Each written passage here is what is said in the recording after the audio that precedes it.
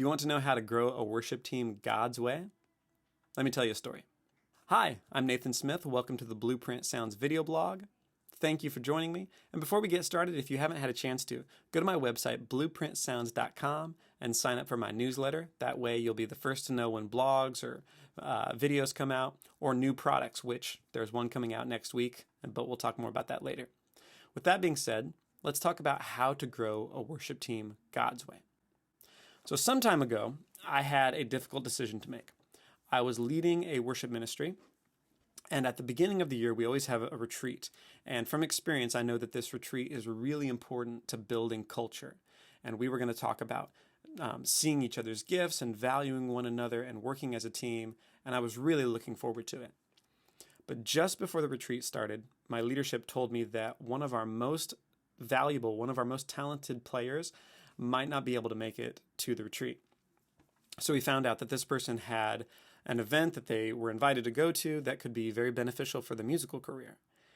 And they wanted to know if they could skip our retreat and still participate in the rest of the year's ministry.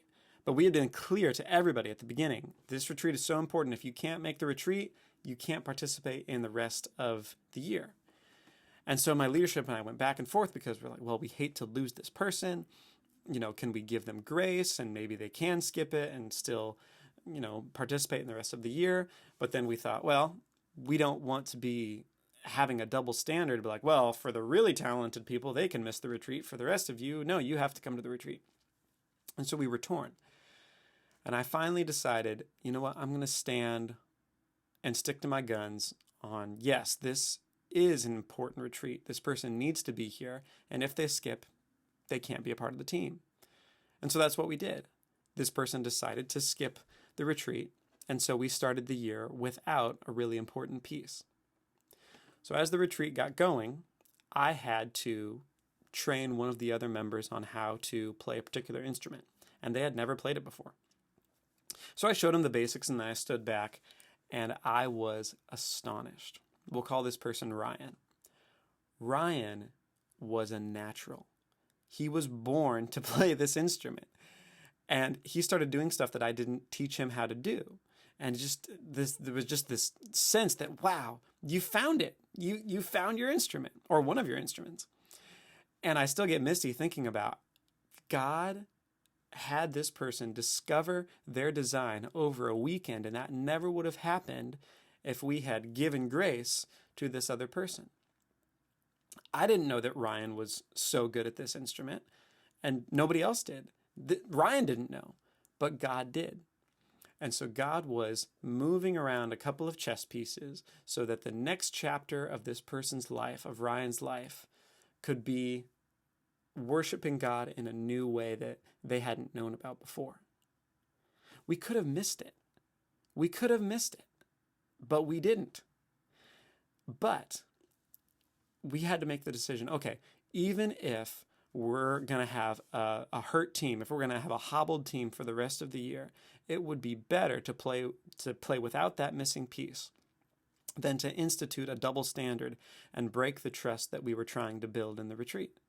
So we stood on that principle and we're like, okay, God, if you want us to play with a hobbled team, that's okay. But God did above and beyond that, and he gave someone a new way to worship him. That's incredible. There's 4 things that I learned that I want to share with you through that experience, and here they are. Number 1, if you're a worship leader and you're struggling with a decision about your team, choose culture over talent every time. Things like trust, belonging, and joyful teamwork matter way more than just playing the changes correctly. Okay? Number 2, if it feels like you have 2 bad options to choose from, go with your principles and stick to them even if it costs you something. Because maybe God has a 3rd option you didn't think of that would floor you. But even if he doesn't, he's still good. Number 3, if the cupboard looks bare and it seems like it would be impossible to let a talented person go for whatever reason, decide ahead of time that you're going to receive from God and not from men. Because God's choice might be waiting for you to make the hard call. Number 4, if you want to grow your worship team, be intentional about what you're growing. If you want to grow the numbers, or if you want to grow the production value, you probably will. But don't assume that that grows your people, because the only way to grow culture is to model the values that you want to see reproduced. It has to start with you, the leader. That has to come first and second and third. But it's worth it, because the kingdom of God is built out of people. So guess what you're building? So to recap, number 1, choose culture over talent. Number 2, stand on principles. Number 3, decide that you receive from God and not men. And number 4, be intentional about what you're growing. Grow people, not just outcomes, because the kingdom of God is made out of people. And that's my speech. I'll see you guys on the next episode. Hey, if you have comments or questions, or if my story reminded you of your own story, please leave it in the feedback. All right, I'll see you guys later.